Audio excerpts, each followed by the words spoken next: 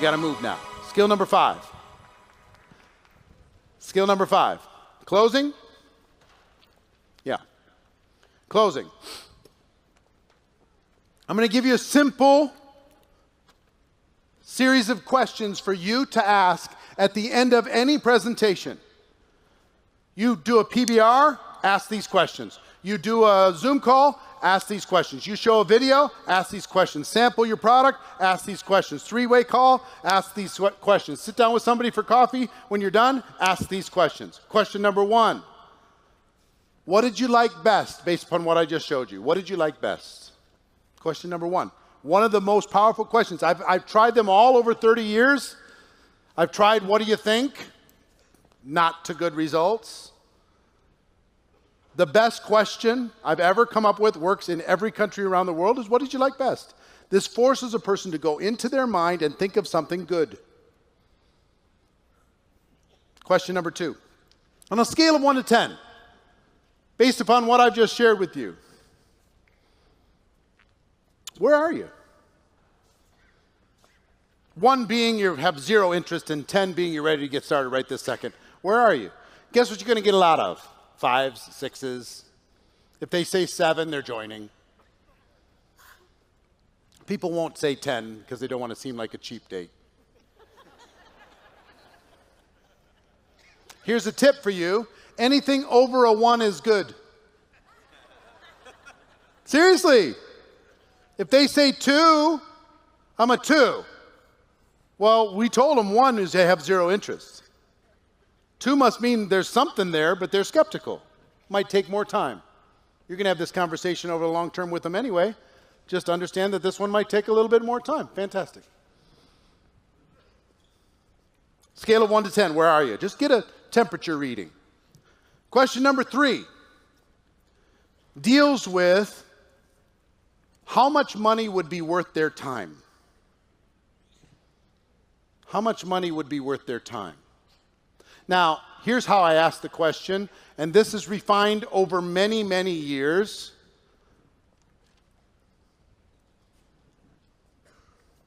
What's your name, sir? Michael. Hi, Michael. How you doing? Pleasure.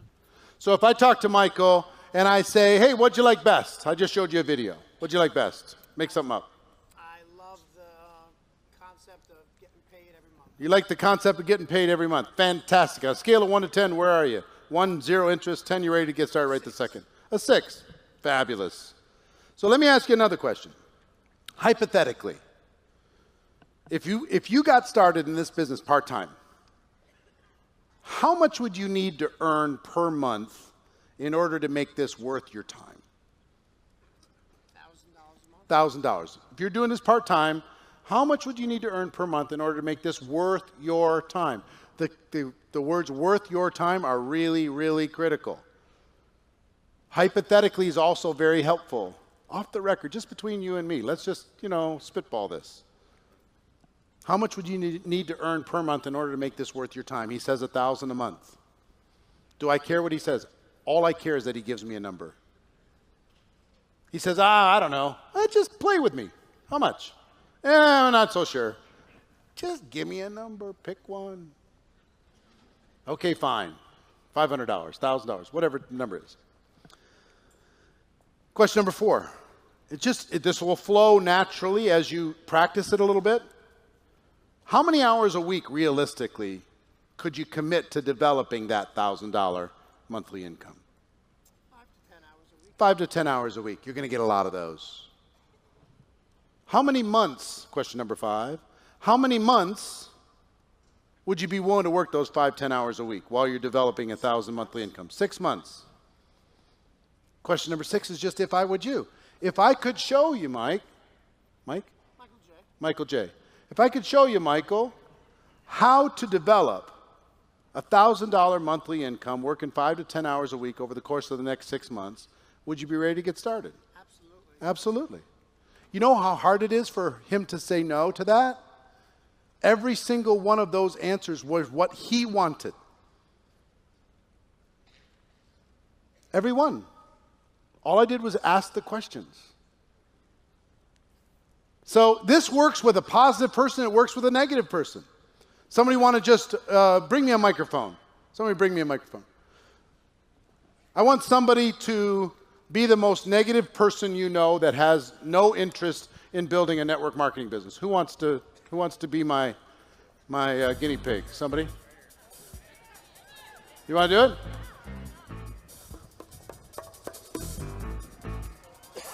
All right, stand up, introduce yourself.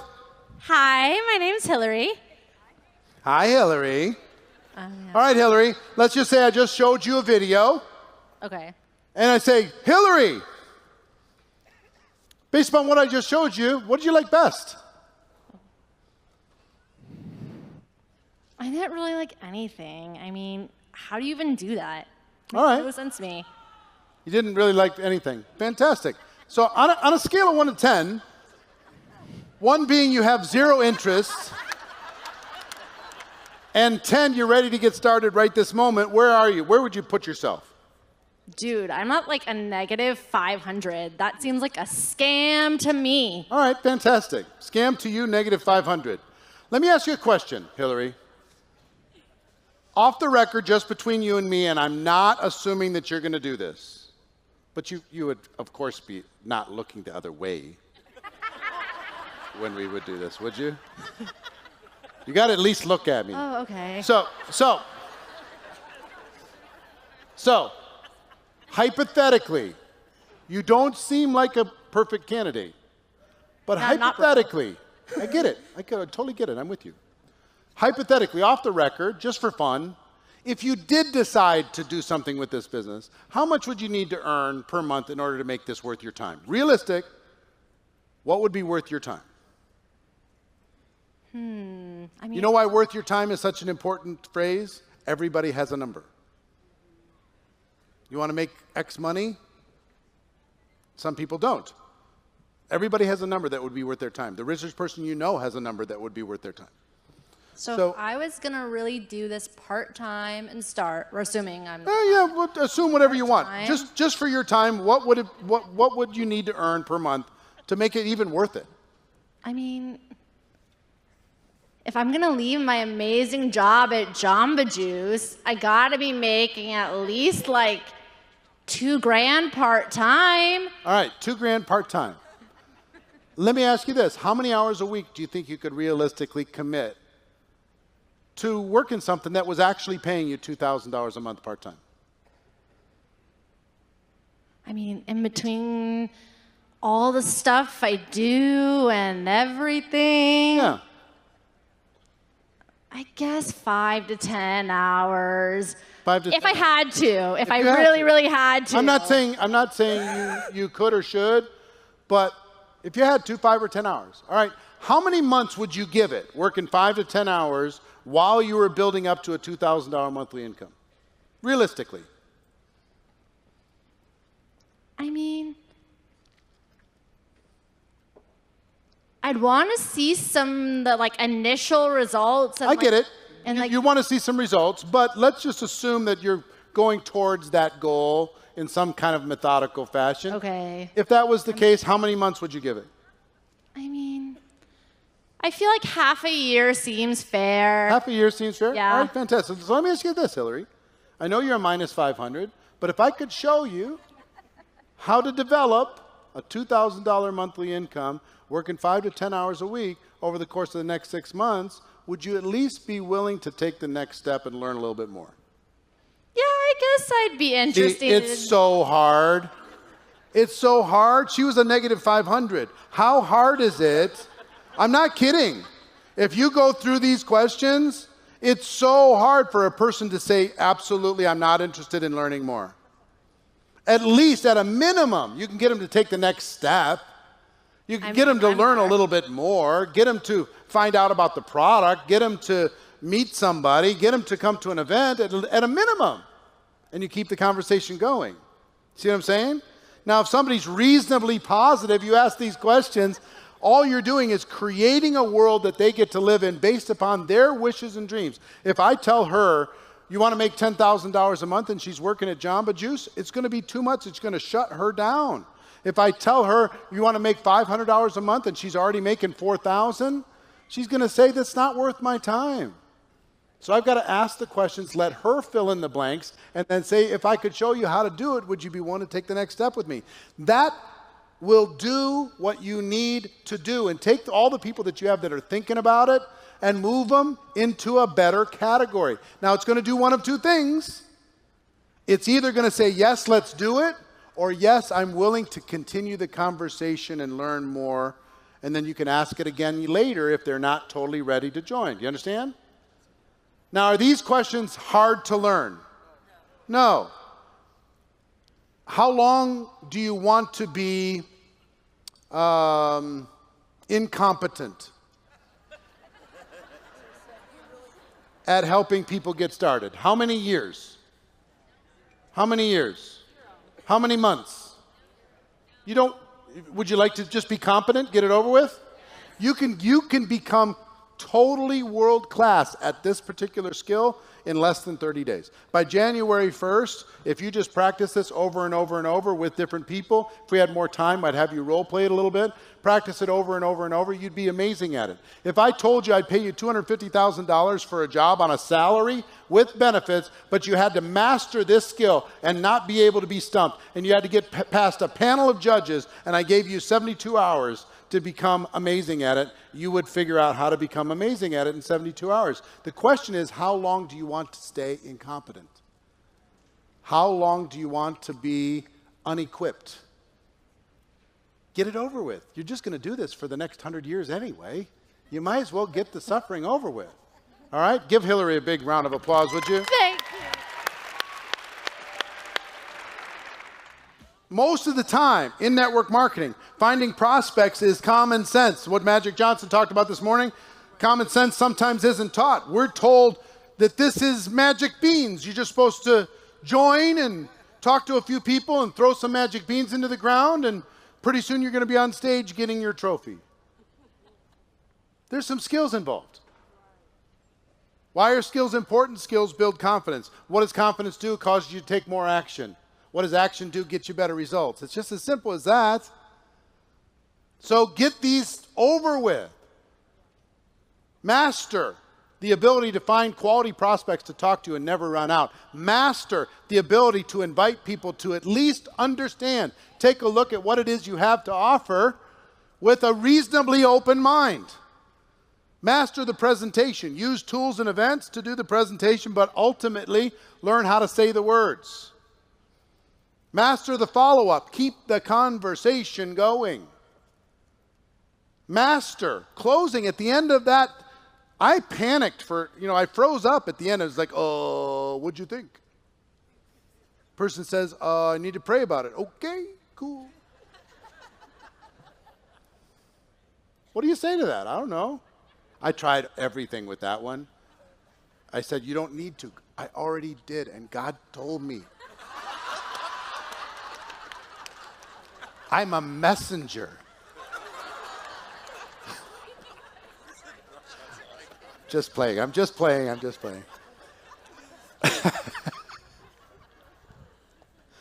So, helping people make a decision. That's all we're doing.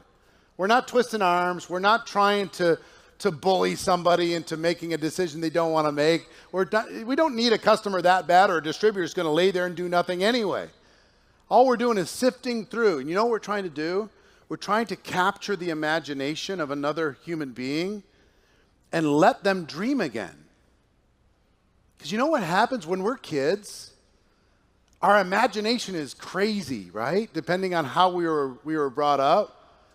We're going to be sports stars. We're going to be TV stars. We're going to be ballerinas. We're going to be, race car drivers, astronauts. And then we go to school and they just start telling us, be reasonable, be reasonable, be reasonable, be reasonable. Accept your limitations, right?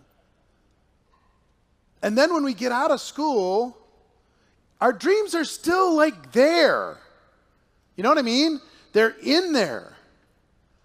But in the meantime, we got to pay the bills.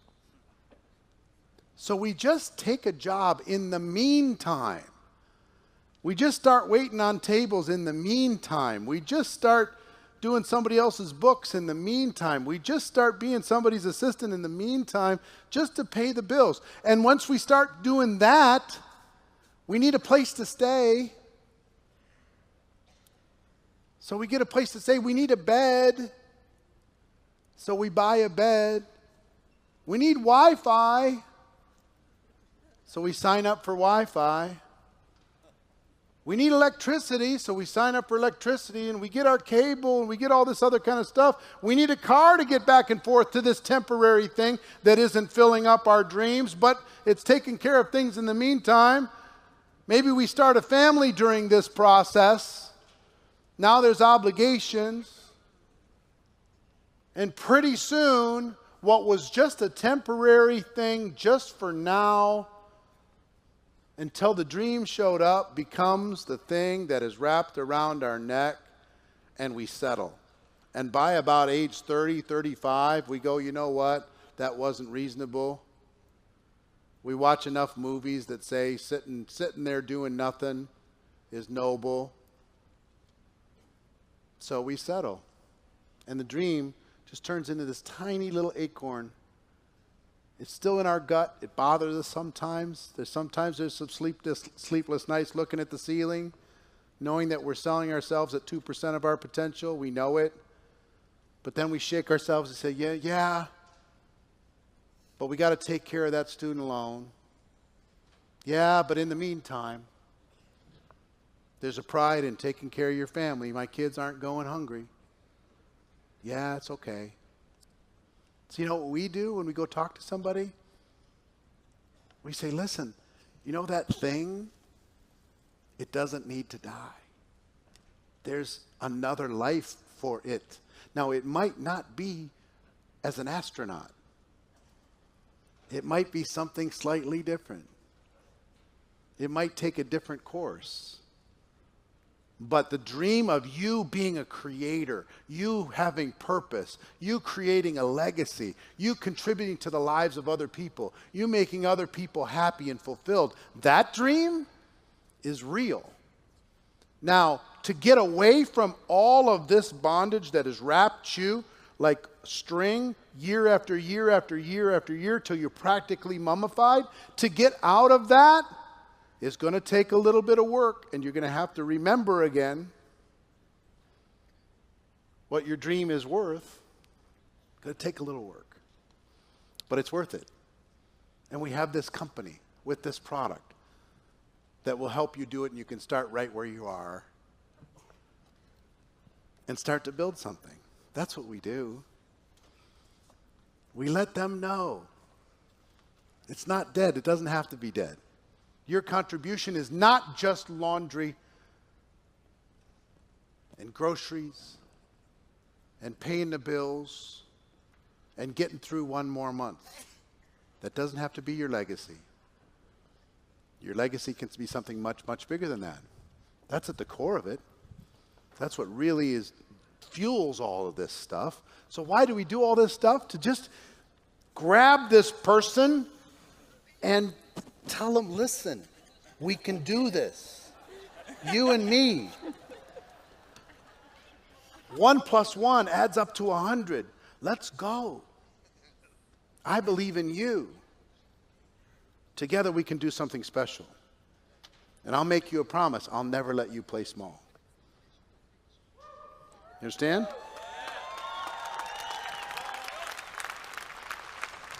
That's at the core of this stuff, man.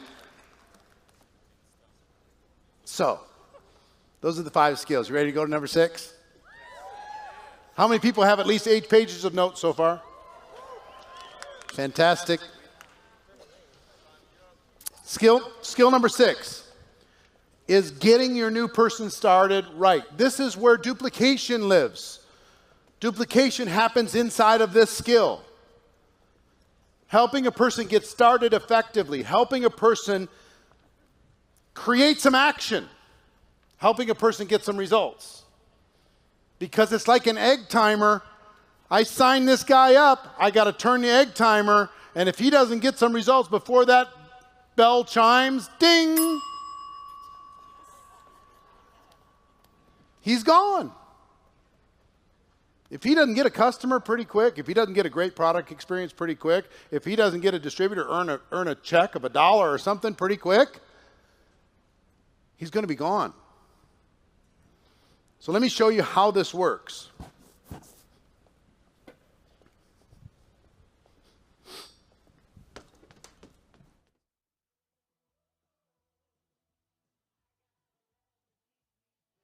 In every network marketing career, there's a line. And on this side of the line, it's easy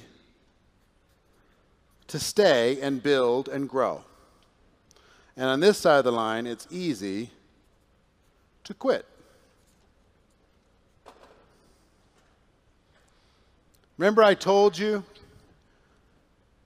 all of the stuff that we do is really buying time for a person to develop into the ultimate influencer that they have inside of them. This whole game is about buying time.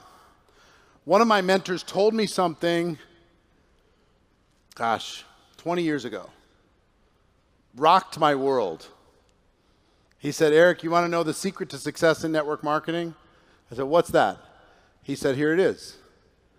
Convince people to stay in the business 90 more days. I said, what? He said, yeah, that's the whole secret. They start having doubts, convince them to stay 90 more days. They're not sure, get them to stay till Easter. They don't know if it's for them, get them to stay till Independence Day. They're still not sure, get them to stay till Thanksgiving. 90 more days, 90 more days, 90 more days. Get it. Convince them somehow to stay around, because your job is, if you do that long enough, eventually the penny drops and they decide to really build and do something on their own without your push. But in the meantime, it's a push. Keep them around. Guess what? You're either moving up or you're moving out in network marketing. That's what it is. It's up or out. Unless you're going to be a customer. Then you can just hang out. But for the rest of it, it's up or out. Now, one side of the line, it's easy to quit. Other side is easy to stay. What would cause people, give me some examples, just shout them out, that would cause people to stay in your business? A paycheck. A free product. Health transformation. Sorry? Let's say they attend an event. Recognition. Perks. Friends. Friends is huge. Huh? Travel. Let's say they win a trip or something, they go travel somewhere. Community.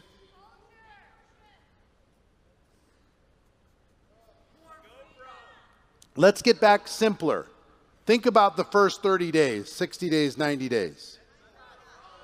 Huh? Just one customer in the first 30 days might help somebody. One friend in the first 30 days might cause them to stay around for another 30 days. One little paycheck of $1 or more. Show them that this is for real. A great product experience. Yeah, if they personally grow.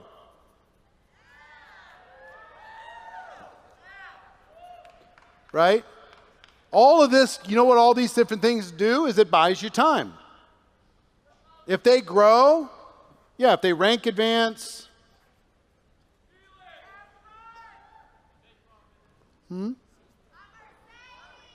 A Mercedes, yeah. So all of these things, what if they tell the world that they're in?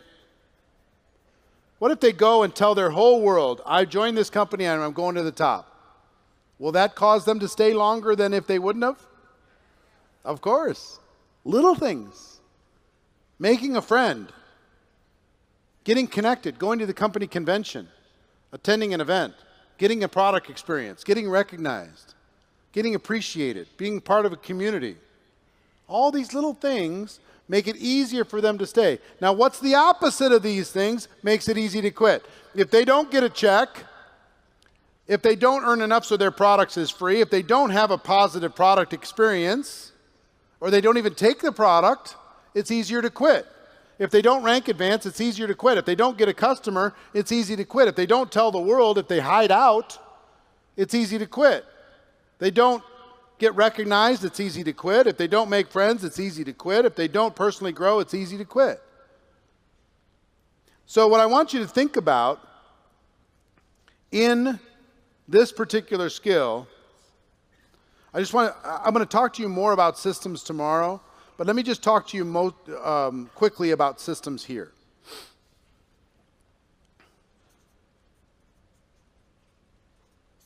Systems are critical if you want to have big growth and duplication in your organization. They're critical. Now, here's how you know if you have a system.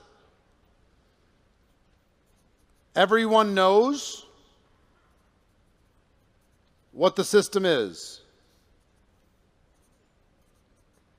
Everyone does it.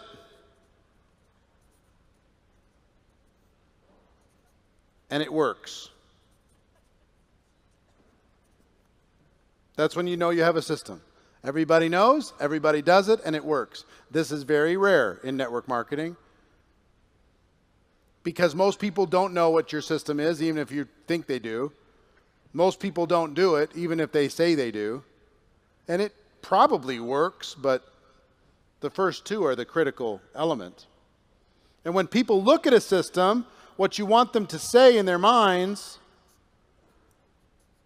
this looks simple. I think it will work.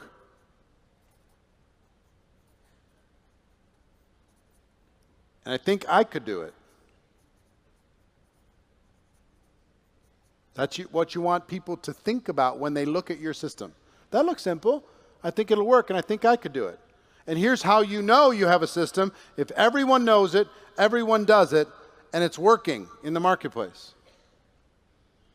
Now, again, I'm going to talk about this more tomorrow, and there's over 100 companies represented in this room, but there are several systems that you must have if you want to develop rock-solid growth within your organization. System number one is a customer acquisition system. When you tell people this is what you do, these are the tools that you use, these are the words that you say, here's how you get a customer. Step, step, step, step. Number two, a distributor acquisition system. This is what you do. This is where it gets a little bit more fuzzy. Most of you have 1 million of these based upon 1 million different personalities. Everyone knows, everyone does, and it works. Do you have that? You need to be constantly in search of that with a distributor acquisition system, complete with tools, words, trainings, everything else, to be able to simplify, remove too much thinking from too many people, and have people have a track to run on. 3, a getting started system. You want to make this work, getting started, you've got to have a getting started process that is standardized. If you want to have long-term growth, I can whisper a getting started system into your ear, but 4 generations down, it's gone. If I have a standardized one, even if it's simple, basic, this, now you've got a chance. People can add their personality to it, but ultimately, it's really critical that this becomes standardized. Simple, basic. Now, you might say, no, I got one. It's standardized. And if I could ask 10 people on your team, what's the getting started system? And they won't tell me the same answer. That's where a leader needs to show up to make sure that that process happens. So everybody knows it, everybody does it, and it works. Number 4, is event promotion system. One of the most important things you can do, and we're going to talk about skill number 7, promoting events, in a moment. But an event promotion system, do you have a system to promote from convention to convention? Or is it just you got to get excited? Is there a system for it? If you don't have one, you need to establish one. What's your event promotion system from event to event inside of your organization that's causing you to be able to have more growth than anybody else? And 5, an influencer development system. We're going to talk about that tomorrow morning. How do you identify potential influencers and mentor them in a systematic way to develop more talent within your organization instead of putting more and more pressure on the same influencers that have been in place for too long?